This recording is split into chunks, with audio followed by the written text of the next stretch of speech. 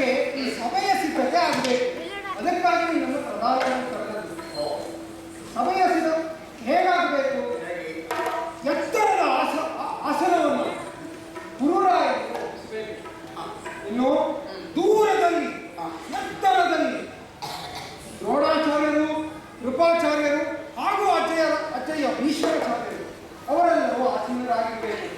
ಇನ್ನು ಎತ್ತರದಲ್ಲಿ ಅವನ ತಂದೆ ತಾಯಿಗಳು ಇರಬೇಕು. ದ್ರೋಣಾಚಾರ್ಯರು, ಭೀಷ್ಮಾಚಾರ್ಯರು ಎಲ್ಲರೂ ಕುಳಿತಂತೆ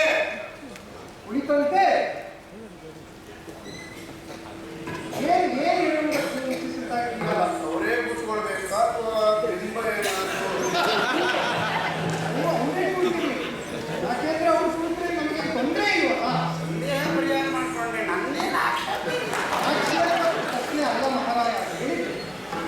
ಹಾಗೆ ಅದಿಷ್ಟು ಸಿದ್ಧತೆ ಆದ್ಮೇಲೆ ಬರುವಂತಹ ಆ ಕೃಷ್ಣ ಹೆಣ್ಣಿನ ಹುಚ್ಚುವಳು ನಿಂತುವುದು ನಿಜ ಅಲ್ಲ? ಕೇಳಿದ್ದು ನಾನು ಸ್ವಯಂ ನೋಡ್ಲಿ ಅಂತಾನೆ ಅವ್ರು ಬರ್ತಾ ಇದ್ದಾರೆ. ಅಲ್ಲ ಹೆಣ್ಮಕ್ಳು ಹುಚ್ಚನ್ನ ನೀನು ನೋಡ್ಲೇಬೇಕು ಅಂತಾದ್ರೆ ಕಂಬಗಳಿಗೆಲ್ಲ ಸೀರೆಯನ್ನು ಸುತ್ತಬೇಕು. ಅದ್ರ ಮೂಲಕ ಆತನ ಹೆಣ್ಣಿನ ಹುಚ್ಚಿಗೆಷ್ಟು ಏನು ಗೊತ್ತಾಗ್ತದೆ. ಆಯ್ತಾ? ಮಾತ್ರ